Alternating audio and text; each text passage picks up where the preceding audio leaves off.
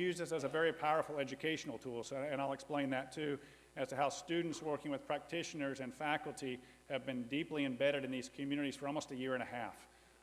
And I'll explain that in just a moment. We're very fortunate that the University of North Carolina at Chapel Hill, as well as our state legislature and the Department of Homeland Security, provided funding for this effort. These are just some images of some of our team in the upper left doing interviews with people in some of our small towns. On the upper right is an image of our students. We were co-located in the joint field office for almost a year.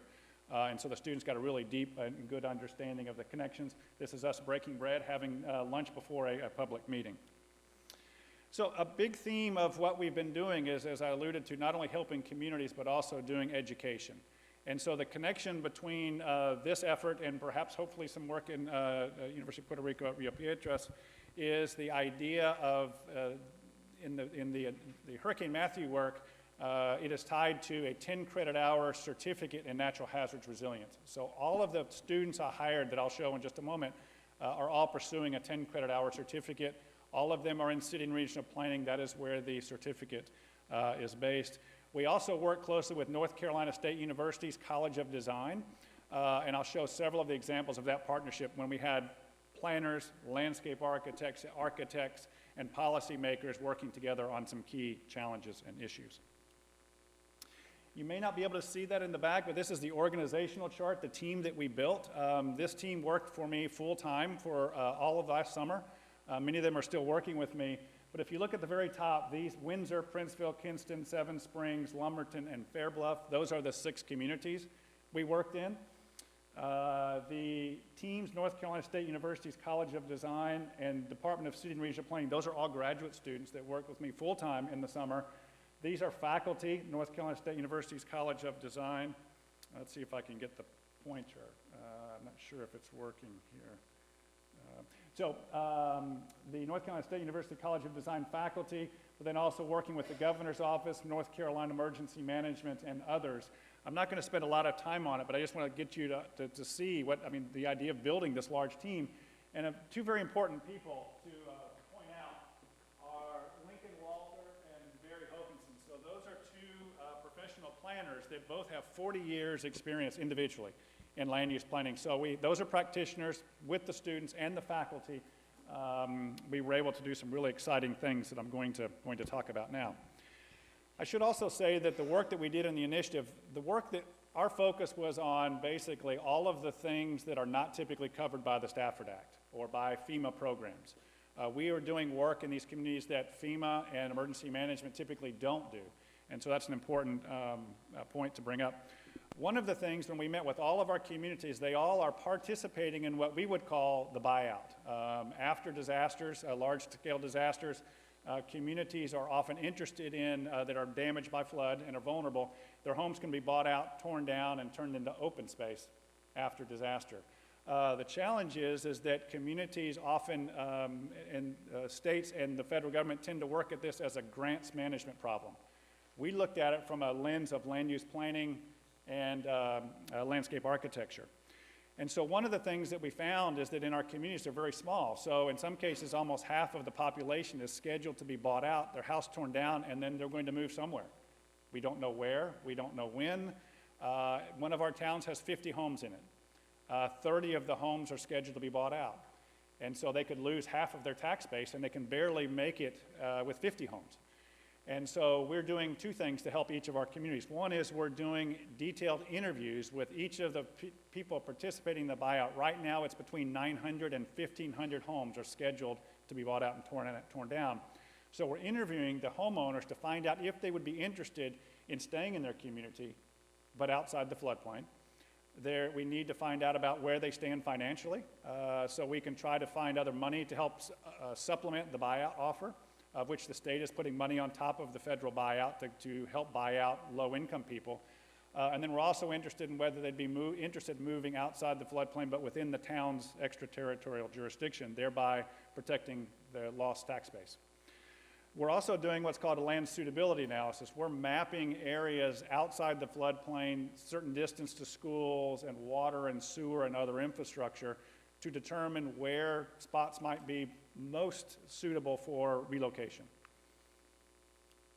And we're also, I should also say, we're also with the School of Architecture designing housing prototypes that could be used to replace the housing that was lost. And those houses are $90,000 or less, which is about the cost of the houses we're buying out.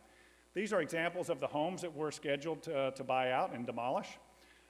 This is a drawing of one of those possible replacement houses that our College of Design drew for them. This is an example of a land suitability analysis. So while I wouldn't get too hung up on the details, but just let you point one thing out. This is the river. This is one of our towns. When you look at this map, basically the areas that are most suited for rebuilding of new development are the greens and the blues. If you notice on the right-hand side, that is a new 26-unit housing complex that was sited because of our land suitability analysis work. So we're identifying areas outside the floodplain, but certain distances to grocery stores and schools and other features, and so that is helping to guide and inform the relocation process in our communities. And we did this for all of our 6 communities. This is another one of our communities, Kinston, North Carolina, and we acquired over 900 homes after Hurricane Fran and Floyd in the 90s. And so there are 900 vacant lots, and the green space throughout the town are these areas that we're exploring how do you turn that into a public park, a greenway, a public amenity, as opposed to a place that is not taken care of after disaster, which can happen. And it is tied to a kind of a network of greenway plans that we're developing. One of the other activities that we're doing is all of our communities are old. Some of them were settled in the early 1700s, including their downtowns. Almost all of their downtowns are in floodplains. They're not leaving. They've chosen to stay. And so the question they asked us is, how do you retrofit or how do you flood-proof historic downtowns? They've made a choice to stay, so how do we, as planners, architects, and design professionals, retrofit them to withstand the forces of future floods, but also take into account the history and the architectural vernacular of the town? This image is the town planner, and he's showing us, this is just one technique. This, if you notice inside the doorway, that's an elevated first floor.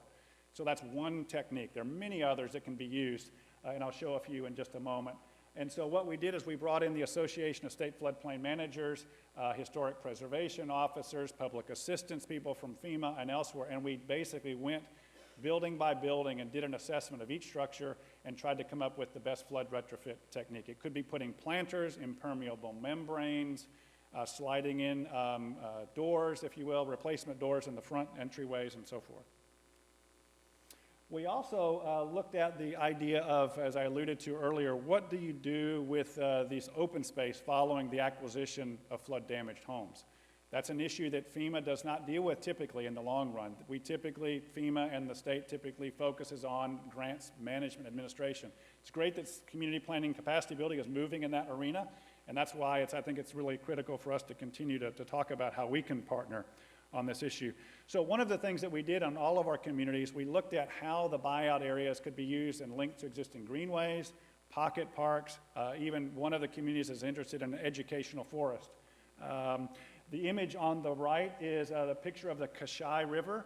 It's a Frisbee golf course, and they did buyouts after Hurricane Floyd. They're doing more buyouts after Hurricane Matthew, and we're looking to connect them not only to these areas, but also to the larger regional area. So this is a map, an image of one of our river systems. In this case, it's the Neuse River, and we're looking at, in this case, the town of Seven Springs and how they can connect to an existing state park.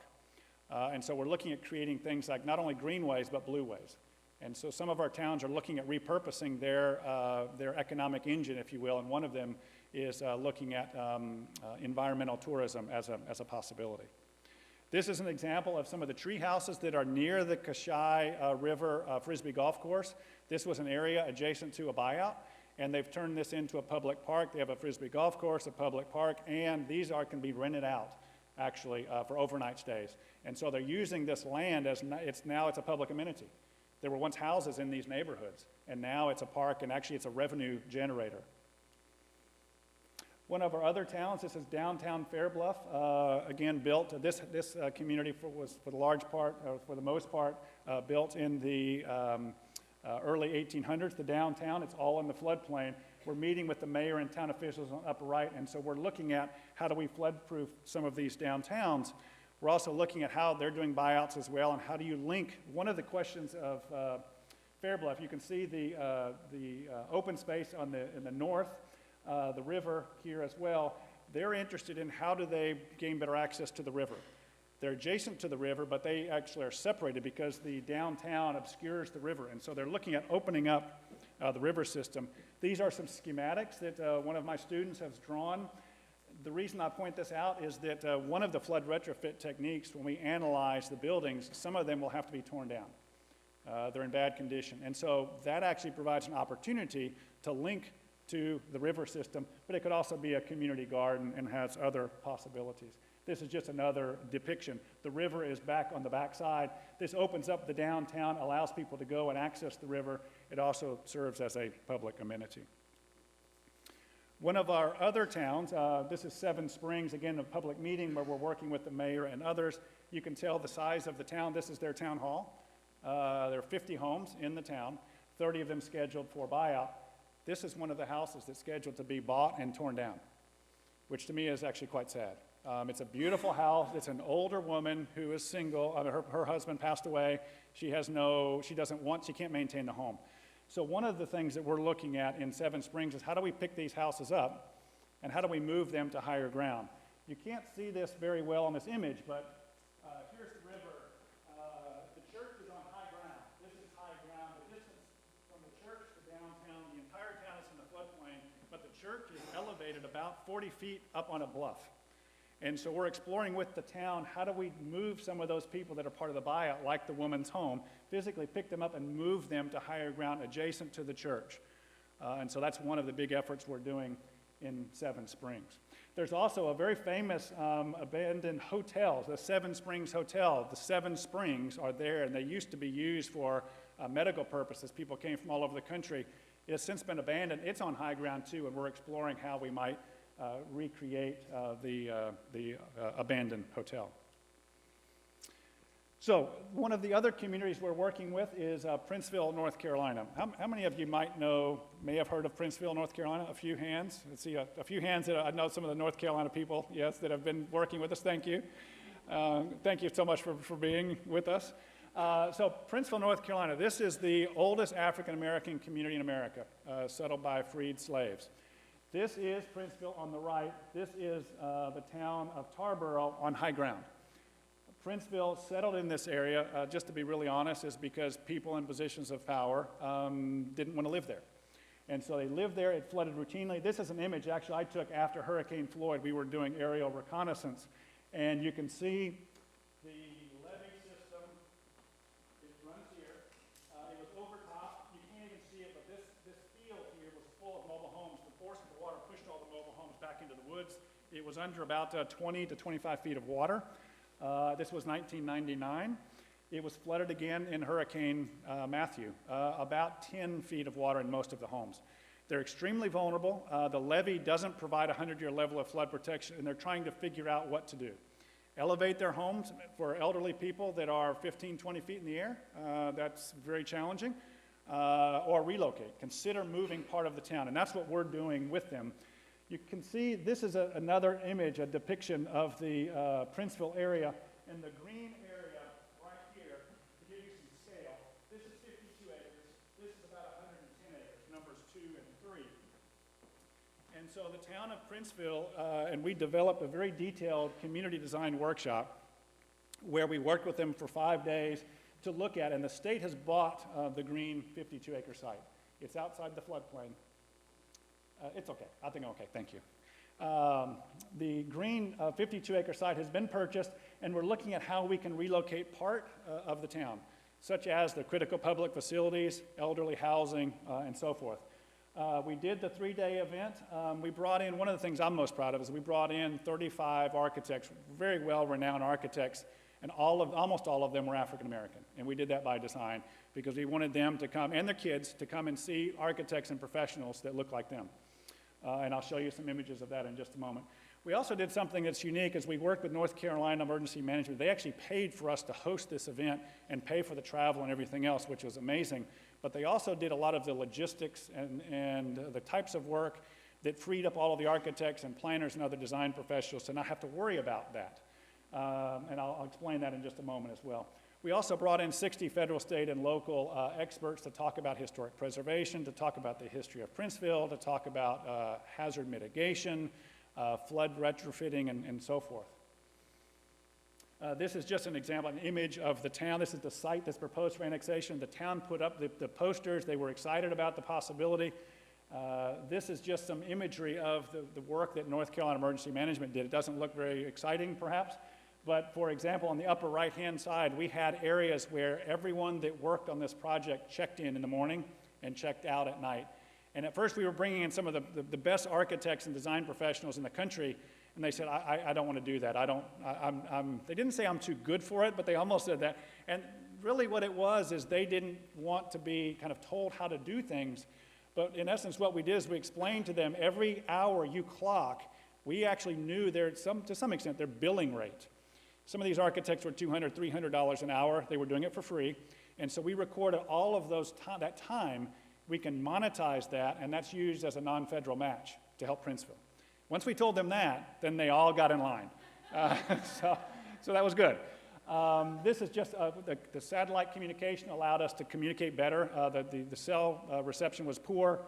These are just all the drawing materials we had, and we even had a place where people could decompress and get away and or even do interviews because we also had media there. These are just some images. One of my students on the left, one of the town councilmen, two of the planners, two of the design professionals on the right, and just again, students working together. It was really exciting, very humbling to be a part of that. Just as a quick aside, the town councilman in the middle, any of you know the band The Platters? Anyone? Does anybody know that band, The Platters? Maybe one, two? So this is the lead singer of The Platters. He's from Princeville, by the way. And he usually starts off the meeting with the song Only You. I will not do that today, I promise. I would encourage you to get online. All of the younger people in the room, get online, check out the song Only You by The Platters. It's coming from his mouth.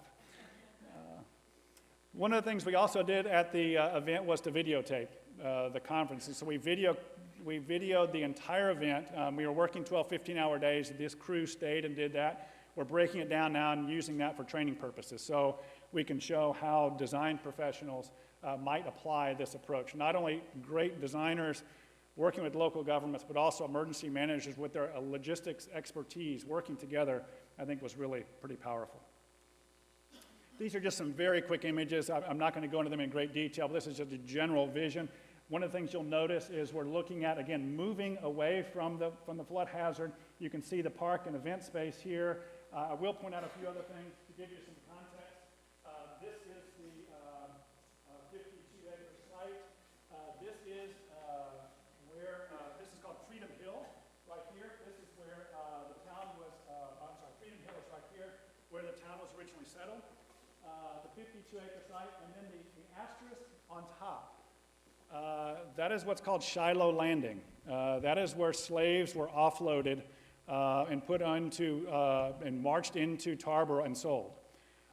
It's a very famous, very iconic space, and we looked at and we're creating a historic trail to commemorate the history and struggle that the town has endured, and that's actually underway as well.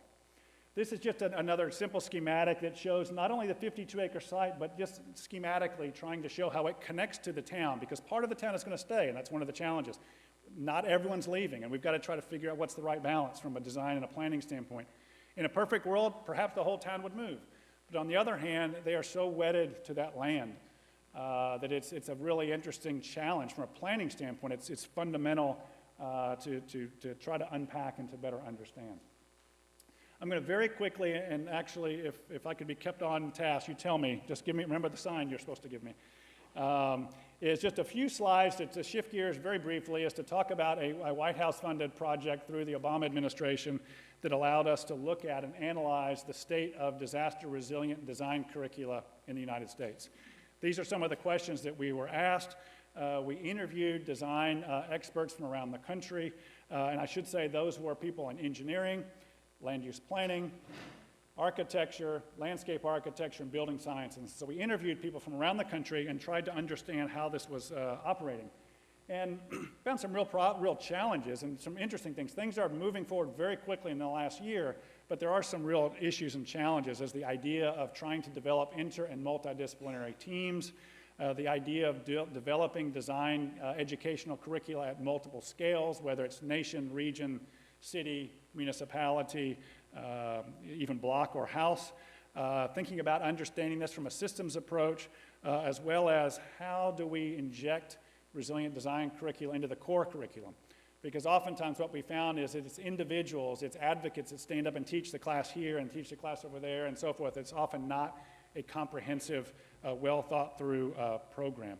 It often requires a champion. That champion sometimes is working in isolation, and whether the administration supports them or not really plays a big role in the success as developing this type of program. These are some very quick preliminary findings, as I alluded to, the very rapid development of the field. There are a lot of people that are pushing for this, but there's still not a critical mass, I would argue, we're still trying to make sense of this. The original roots, of course, of resilience are in both engineering and ecology. It's making a dramatic shift, moving more towards the social sciences. And these are all things that we've been able to unpack through our work. And that the interdisciplinary, multidisciplinary challenge is still at the forefront, and really the good programs we found were truly multidisciplinary, and that we ought to think about the different scales that this applies to. The last slide, and then I will sit down, is to talk very briefly about what we call the North Carolina International Learning Laboratory. And so this is something we've been working on for about a year and a half now. In fact, the first node in that International Learning Lab in some ways is the US node, which is Hurricane Matthew, what I just discussed. But we also have signed agreements with universities throughout Australia and Vietnam. We're developing partnerships and working with them, and we're having faculty and students going back and forth between those two nations. We've been talking about the idea of developing this and building on this idea to include Puerto Rico and University of Puerto Rico at Rio Piedras in this effort. I certainly hope we can do it. I think we can do it. Shannon's in the room. I don't know if I can put Shannon on the spot. Well, sure. Shannon is going to provide more money than you can imagine. It's going to allow us to succeed. How about that? Is that putting you on the spot, maybe? A little? Shannon's working with us to help make this happen. How about that? So, and we're really excited about that. So with that, I will stop and I guess hand it over to you. I promise. Yeah.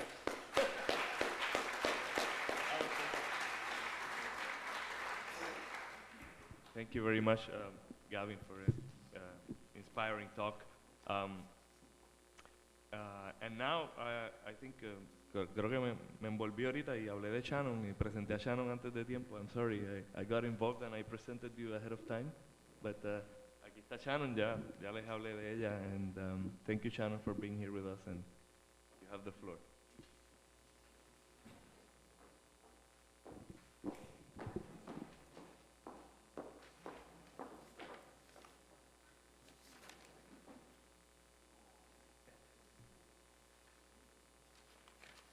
I'm used to using a Mac, so give me a moment.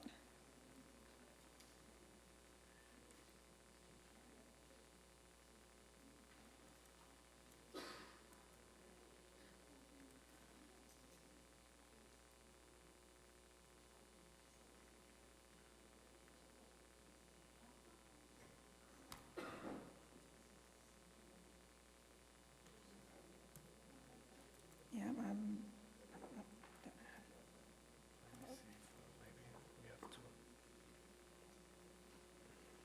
so that's Gavin's. Okay, so this one closer. This is yours. But we can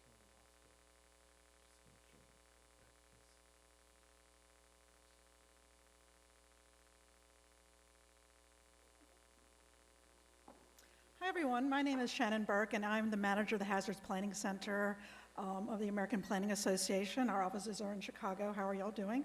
I'm really happy to be here, and thank you to FEMA and the University of Puerto Rico for pulling this event off. We represent 40,000 planners, and we have multiple divisions, including a hazard mitigation and disaster recovery division. And that group is becoming more active, and there's a professional development committee that's getting off the ground. And just to let you know, if you're a student in planning, you're able to join the American Planning Association for free, and you're able to join an unlimited amount of divisions. So I hope that you all will take advantage of that. We have a lot of good resources, and so I'm going to talk about some of those. So today I'm going to talk about the planner's role in disaster risk reduction. So disaster risk reduction is kind of a, that's internationally, risk reduction is described in those terms. Here we use words like resilience, mitigation, and those terms tend to mean different things in different contexts. So I just thought that I tend to use this. It's very simple. It just really talks about reducing risk. So the first thing I'm going to talk about is I'm going to talk about the Hazards Planning Center, and then I'm going to talk about 2 research projects that are available for free on our website. And I'm going to also talk about recovery-specific resources that we have. Most of them are available for free, and others are not, but I'll talk about those in particular. And I'm going to talk about tools that planners can use to reduce risk. And those are really important things. As you know, it's really important, and I think Gavin talked about, Gavin's a planner, and he's leading this big effort in North Carolina. And, you know, planners have the kind of skills that Gavin is talking about to do that kind of work. And there are planners working with design professionals, others, that to help coordinate all these different people. And so there is a place for planners in recovery, in mitigation, and disaster risk reduction. So that's really why I'm here. I'm a practitioner. I do work at the American Planning Association. I do work in research, the research department, and the Hazard Center is one of several centers, so my focus is that. Through APA, there's an attempt to bring together academic research, nonprofits, allied professionals to provide that information to a planner who maybe works at local government and may not have a lot of experience in the field. And as you know, in recovery, all of a sudden, planners have a lot to do. And so we have now developed resources that can help planners who may not, have a lot of assistance. We try to help them by providing resources. So, and I'm gonna talk about how I got into this field of hazard mitigation and disaster risk reduction. It was mentioned that my family went through Katrina, and that pretty much was a game changer. I had worked as a professional planner, and I kind of knew how land use impacted, how hazards impacted land use. I didn't really think about it much. I really just, tried to get development applications through and deal with, go to public meetings and those sorts of things. And I'm from New Orleans, and there were lots of social problems. So following Katrina, all of that became very apparent to everyone. And it's a very challenging thing for planners to work through when they see their communities devastated, when they've been a part of guiding it and helping it grow and prosper. So it's a trying time for planners to see that happening, and often many planners have also been impacted by disasters. So, and I'll kind of talk about, how I got into this field and got this wonderful job, which I've been at less than a year. So I'm going to see. Oh, all right. So the Hazards Planning Center started in 2008. Prior to that, many planners there weren't a whole lot of planners who thought about hazards and what they could do to reduce risk. And there weren't a lot of tools for planners to use. And so the American Planning Association, this is before the Hazards Planning Center started working with FEMA and other organizations. And this was one of the first planning for post-disaster recovery and reconstruction. That was, I think, came out in 1998 after several years, and it took several years to develop. And that was kind of a book that planners used as the first thing available. And this is a planning advisory service report, and it's one of the main products that the American Planning Association produces. So you can find this. This was funded by FEMA, so anytime we get a grant from a federal agency, the products we produce are available to the public. So over the years, there appeared to be a real effort to get planners involved in recovery and involved in disaster risk reduction. And the American Planning Association saw an opportunity to propel this field.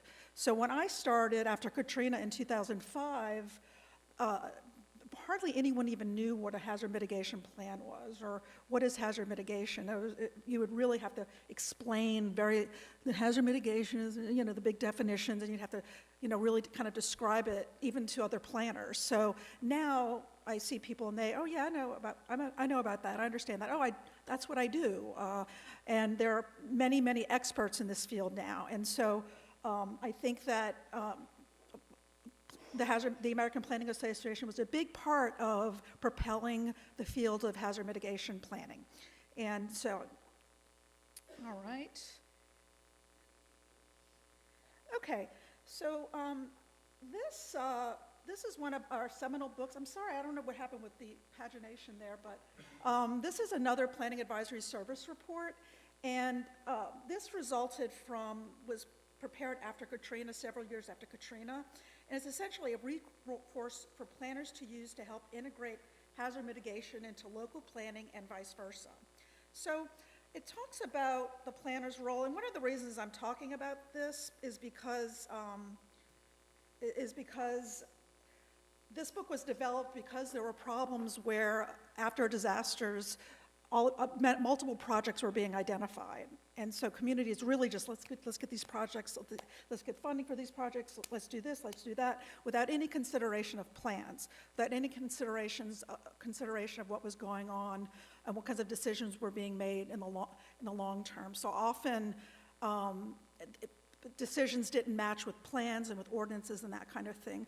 So talks about the planner's role in mitigation. It also talks about the Disaster Mitigation Act of 2000, and that is a very important act. Essentially, it is a federal law that requires local governments to have hazard mitigation plans in order to get hazard mitigation grant funding. And it also started the program of pre-disaster mitigation grant program. So it was very important. It brought planning. In many cases, it's communities, that's the only plan they have. They don't have any other kind of comprehensive plan. So that's kind of it. And there's a kind of debate how effective they are, how useful they are, but it's a start. And I know Gavin did a study at the state level on the effectiveness and quality of state hazard mitigation plans. So the idea is that when a community is going about its day-to-day business and meeting with developers, when planners do presentations before decision makers, that they think about risk while they are doing day-to-day operations, while they are doing plan making, while they're doing all these things that are related to the community, that they think about risk. And because of this day and age, and it's very clear, even in Puerto Rico, of course, that risk is becoming more and more pronounced. So it's not really something that's really an option anymore. It's the cost of disasters is so high that planning is one of the things that we just have to try. We really have to work hard to ensure that planning and planners are at the table, that planners are empowered to help communities in their recovery efforts, and because that's essentially what planners do anyway in terms of community development. So it's a really important thing. Okay, I don't know what happened there. So this is just one of the, I don't want to talk about this too much, but this guide has, it talks about different, amongst other things, there's a list of hazards here on the left side, and then it talks about the types of different, on the left side, I'm sorry, it's the types of plants, and then across, it's the type of hazard, and it discusses the relevance of the disaster types to the plans. So as you can see, hazards is all over the place in all plans. So it really is important to think about that. Okay, so this is, that looks better. This is pretty much the de facto publication that the American Planning Association put forth in disaster recovery, and it more or less revises the book I mentioned earlier, and it's very useful, and it really, in terms of the guide over there on the right side, that is essentially something that you read during sunny skies. It's not an operations guide. It's not something that, you're sitting there with, having the public asking you, what do I do here? Let me look in this book. It's not that. It's something that you read to learn more about the subject, but it is very useful. It's a really important book to read. It's really very, very useful. And it talks about the roles of planners and different, like states have certain roles, FEMA has a certain role, who does what, and it kind of defines that and discusses some of the challenges of that. So it also talks about kind of the federal framework for disasters. It talks about the different laws that impact recovery, such as the National Environmental Policy Act, the National Historic Preservation Act, the Endangered Species Act. It talks about these are things that your community needs to think about after a disaster. It's not even just a matter of rebuilding. You have to do all these things that are required by law. So, and it's a lot, as you know. So it's a really, it provides that information. Let's see. It also talks about how to integrate hazard mitigation planning into recovery and that kind of thing. I'm having a little trouble, some technical issues. Give me one moment.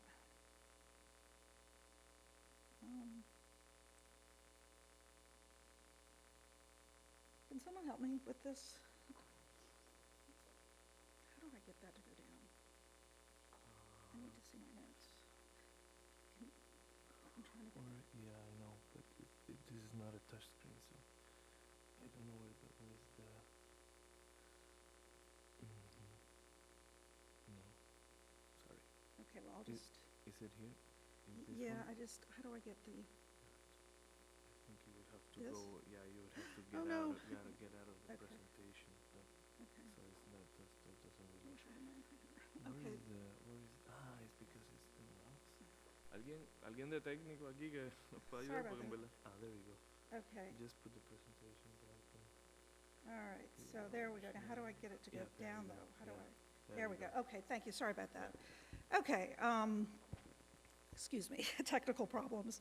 Okay, other things discussed in this book are public engagement. That's a really important thing after a disaster, and it's not just a matter of holding a public hearing. It's a matter of really engaging the public, making it meaningful, and a lot of times that's lacking after a disaster, and that's happens all the time, and I think planners have a real opportunity to have some good influence there. It also talks about measuring success and planning resilient infrastructure, talks about affordable housing, how to address low-income households, providing temporary housing, and working with affordable housing providers. There's a discussion of economic recovery, business continuity planning, a lot of different things. So the other publication on the left side, that's a briefing paper, and we have 12 of those, and that accompanies the Planning Advisory Service Report. And these are a few pages long, and they're really useful and cover a variety of subjects. I'm going to go over them. Okay, they're real short, brief, And I mentioned that they cover a lot of different things, and they have essentially recommendations, they have case studies, and they have resources that you can use. So I suggest that you go to our website, and if you're wondering how to find our resources, I just would look up APA hazards, and that brings you to our website. And if you're interested in, look up APA recovery briefing papers, look up, sometimes it's hard to find things on websites. Okay, so we also have a recovery-specific webpage, and we have a lot of different resources there. And this was developed after all the hurricanes and storms, wildfires and floods, landslides last year. And it's multi-hazard, and there are a lot of different resources. We have videos, we have training on there, we have podcasts, and we have and most of everything on there is free. And post-Sandy, the American Planning Association did training in New York City, and those trainings are available on there as well.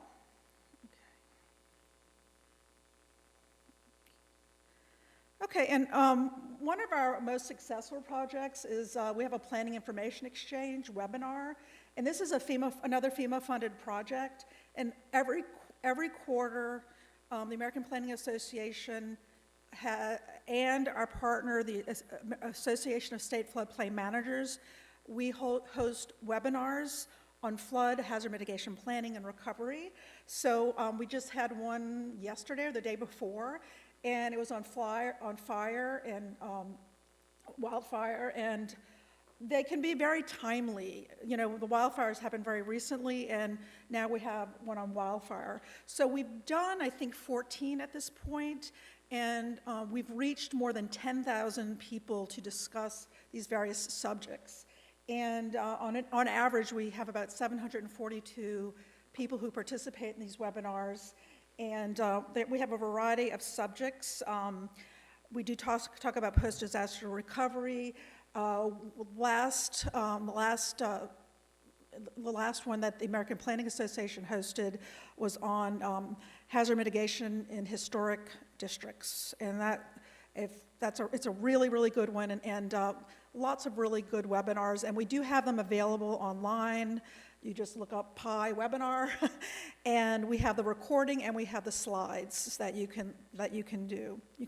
There are multiple subjects: post-disaster housing, infrastructure. I think the next one's going to be on green infrastructure, and okay. So this is. So what do local practitioners do? What can they do on a daily basis? What can they do with the tools they have at their disposal? So these are some of the tools that planners can use to influence influence disaster risk reduction. So the first thing is long-range community visions and goal setting. So in the context of a post-disaster environment, it's important, of course, that a community, when it redevelops, that the community is behind the effort, and that it's meaningful and structured and forward, and that goals are identified. As I mentioned, often after a disaster, a list of projects are developed and then ranked based on a variety of criteria, and sometimes some of the projects identified aren't feasible. Sometimes they may be cost prohibitive, socially prohibitive. So it's a good idea to kind of be deliberate in recovery. The next thing is plan making. So following goal setting and community visionings, plans are developed. In the post-disaster environment, typically it might be a recovery plan. There are other plans. There's hazard mitigation plans. There are transportation plans. So that is a way in which hazards and risk reduction, resilience can be integrated in, and planners have direct roles in these tools. So the next are standards, policies, and incentives. So the zoning ordinance, the subdivision regulations, any tax incentives, any policies. Also development work. Planners meet with developers. They talk in front of decision makers about proposals. Planners can talk about hazards and talk about risk, and so that decision makers are informed about these risks. And then finally, public investments. So public investment has to do with capital improvements, programming, infrastructure. And after a disaster, of course, a lot of infrastructure is impacted, and many decisions are made about where to redevelop, where not to redevelop, and planners can have a role in that, because planners help guide where this redevelopment will occur. Okay. So I guess the next thing, I mentioned that how I got into this field. So I worked as a local planner. I have a master's degree in urban planning from the University of New Orleans, and I worked for the city of New Orleans and surrounding communities. And I always worked in long-range planning, and I had decided that I was going to start working in transit planning. And I left Louisiana. And I went to Colorado, Mile High, but they still had flooding in Colorado. So, I started going in that avenue, and then Katrina happened, and way back then, there weren't smartphones, and couldn't find my family. I knew that they had evacuated, but as a planner, I want to help. I was really mortified, and I'm sure many of you relate.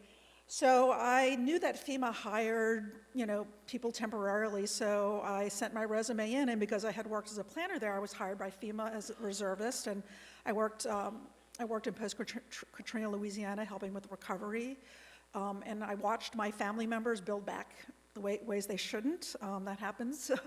And I ended up, a whole career started for me. I got involved in hazard mitigation planning, and I went and worked for FEMA headquarters, and it wasn't a completely unexpected turn of events, and suddenly I'm in this wonderful job with the American Planning Association, working directly with planners again, and so I think that this is a growing field. I know that FEMA, when I talk to students, I say, well, if there's ever a big disaster, try to see if FEMA's hiring, and and some of the skills that you develop are really useful. I think every planner should know how to do a risk and vulnerability assessment.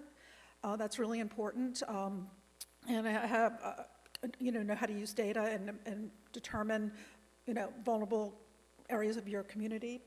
So, it's a very growing field, and I encourage you all to pursue it. So I thank you so much for letting me present here today.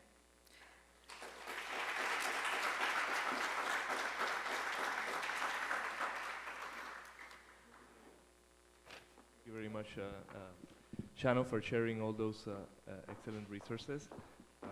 Ahora tenemos unos minutos, estamos un poco atrasados de tiempo, pero quisiera dejar unos minutos a ustedes en la audiencia para que hagan algunas preguntas. So, if there are any questions.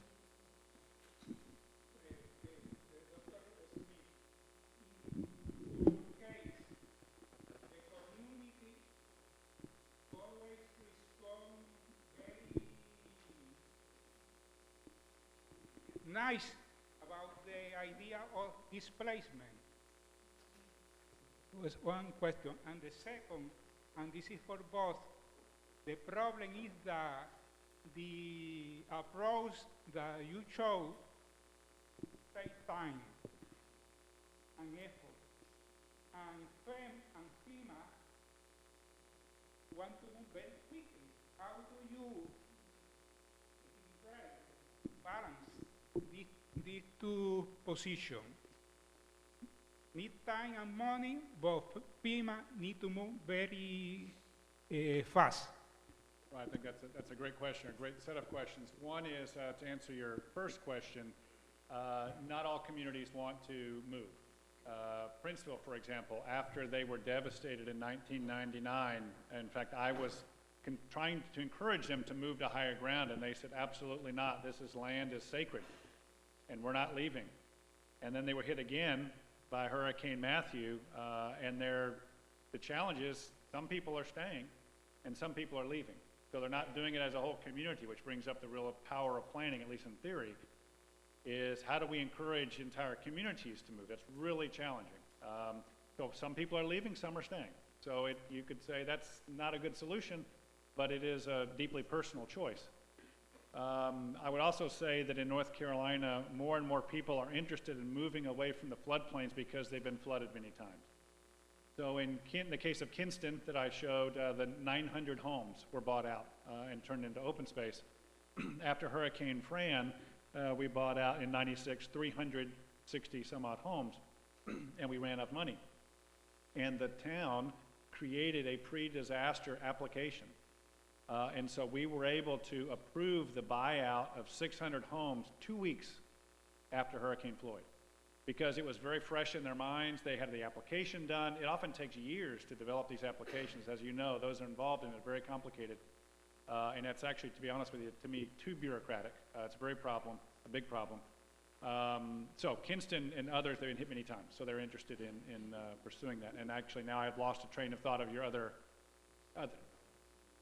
the timing. Yes, in fact, Rob, I think we'll talk about this in a moment, I think it's a great way of phrasing it, is the speed versus deliberation, the tension between those two pieces, and Rob talks about this extensively.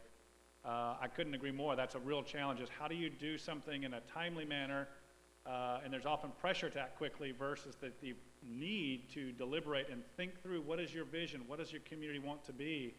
The challenge is you're trying to do that oftentimes after a disaster when they're devastated, and you're trying to find out if you have a job or if your kids have a school, or trying to get whether your insurance is going to pay out. I mean, so again, it goes back to the power, at least in theory, of planning, is we should be doing good planning before the storm.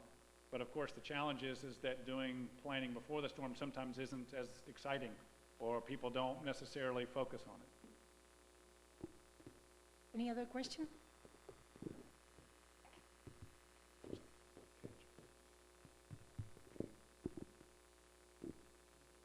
Yes, good morning. Something that was mentioned was that sometimes there's a discrepancy between law, the legal framework, and plans and planning implementation. I was wondering if you could give any examples of here in Puerto Rico where we might be lacking in that legal framework that could, anything that could be make planners' life easier. And also, I recall a couple of years ago, there was this National Center for, I forgot the name, something regarding law and disasters. And I remember the headquarters were here at the University of Puerto Rico, and that was very widely announced. And then I never heard what happened after that, so I don't know if that's still an active initiative. I wanted you to see if you could comment on that.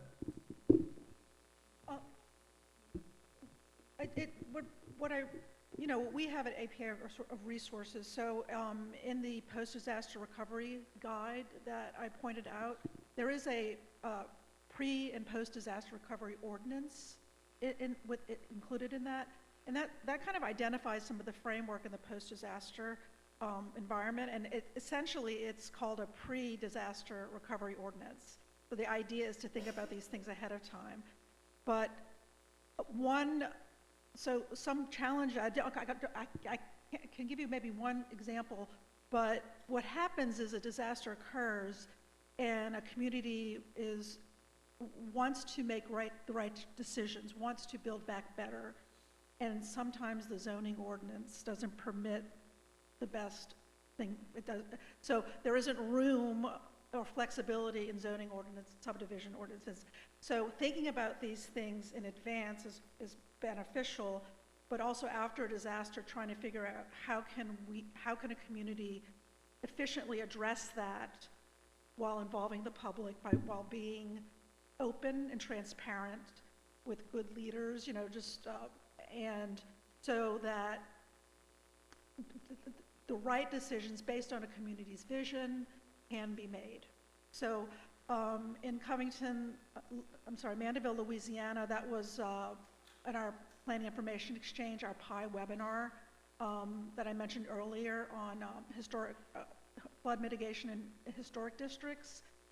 They actually revised, after Katrina, they revised their zoning ordinance to accommodate developers. So developers know what's expected, and the community was able to fix those things very quickly, and it's enabled them to elevate most of their homes, historic homes. It's enabled them to preserve the character of their community, and they had some of this started before. They've always been Mandeville, Louisiana is a very well-planned community, but because of what they had created after Katrina, it's enabled their community to bounce back. And over time, there's less and fewer damage claims. But then there's a problem of sea level rise. And so there's future vulnerability to think about. So it's kind of thinking about future vulnerability and thinking about how it's a very challenging thing, but using a hazard mitigation plan, working with professionals who have expertise in that, some of them in your own community. Some many universities, for example, I know in California there are experts in earthquakes, and I know that a community could use that data, that information from that organization to help them think about risk in their community and what they can do. Because it's really the role of the local government, and unfortunately, many local governments aren't prepared. So we have a lot of work to do, but I like to be hopeful about it. Make a long story short. Perhaps just one example that was really powerful. Last time I was here, last visit, we toured Louisa, and one of the things that it really struck me is in a prior life, and actually working in Matthew, is doing these large-scale buyouts of flood-prone homes. And the idea of how does that mechanism work in informal settlements or places that don't have title to land. The federal government can't buy that land. And so how does that work? How is that going to unfold? And I don't have an answer, but I know that's something that I think is really challenging, and it would be really interesting to perhaps think through how that might work. I only have time for only one question more. You can write your question and we'll try our best to answer later. I'd like to maybe even donate my question to someone else, but I have my curiosity is killing me, so I'm going to ask my question rather than donate. It's to both of you, and it's regarding a look back to see lessons learned and how we've done from previous times. Shannon, you talked about the 2010 kind of assessment of looking at how well we were integrating the consideration of risk into everyday planning processes and incorporating mitigation into standard master plan.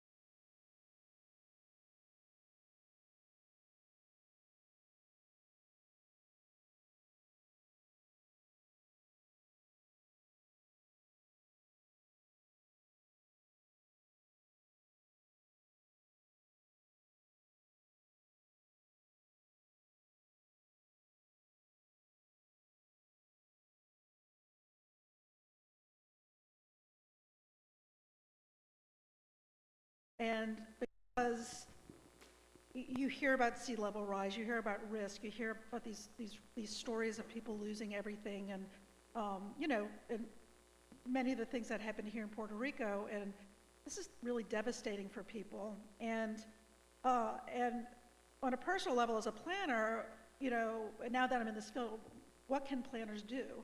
And some of the things I talked about, you know, the tools I talked about. And so those are some things that planners can do. And in the just thinking post-disaster right now, unfortunately, planning, believe it or not, tends to fall off the radar at certain point because of most states and local governments aren't prepared. So planners aren't prepared. And so planners tend to have a lot of less capacity after disaster, obviously, and decisions, and so for me, that's a real problem. I think planners need to be very much at the table in a post-disaster environment. And I have mixed feelings about how well it's going. I think that you can find examples of communities that are doing really well and communities that aren't, and I think as a nation we're not at all. I think, you know, with our denial about climate change and sea level rise, and our willingness to continue to pay to rebuild in the floodplain, our arrogance, thinking that, you know, that we can, you know, I hate to use the word Mother Nature, but that you know, we're going to just keep doing this the same way. You know, I do have mixed feelings about it, but I still think that, since I started in this field, planners now have more knowledge about what they can do. And when you hear some people who get it, you know, like Eileen gets it, you know, people who really understand, oh yeah, I see what I can do with this. You want to find those people and hang out with them. So that's, you know, I'm hopeful about that. So I think we're over. I'm going to try to do this very quickly. It's hard, you know, being a faculty person to speak succinctly. You want 50 minutes, but I'll do it in 10 seconds, 20 seconds. One is to kind of piggyback on this. Through our center, we're doing a study, and it's not complete yet, and Phil Burke is leading this study, looking at what has been called a network of plans, and looking at plans, whether it's a capital improvements plan, comprehensive plan, and many other plans, economic development plan, and the degree to which they are injecting risk reduction into those documents. That project is underway. Preliminary findings certainly suggest that that's not happening. An economic development plan may incentivize development in an area that is extremely vulnerable to flooding, for example. We also did a 6-year study on the quality of state and local hazard mitigation plans, and we found 3 fundamental problems. One is there wasn't a rational nexus between the findings of the risk assessment and the policies and projects adopted. The second piece was very few of the plans injected land use planning into risk reduction. So plans were often a means to gain access to money to take care of problems that existed before the storm. And then the third piece is very few of those plans linked hazard mitigation and climate change adaptation. So those are 3 big problems. But to addressing Scott's question directly, the issue of Kinston, you know, I would argue that it's unrealized potential. We bought out 900 homes. If you go back there today, and I took my students there, and it was actually quite disturbing, people are dumping old television sets there. It's not a community park. It's an eyesore. Last time I was there, there was a police officer there because he didn't want people to go into the buyout area because that's where people did things that were illegal. It could be an iconic park, 900 parcels that are contiguous. I mean, this is an amazing potential, but it's unrealized.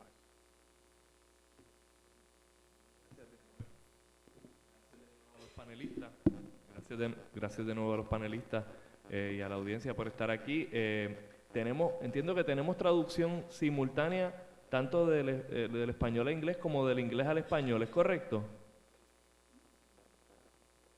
Estoy hablándole a usted. ¿Sí? Sí hay traducción. Porque yo la veía hablando del inglés al español.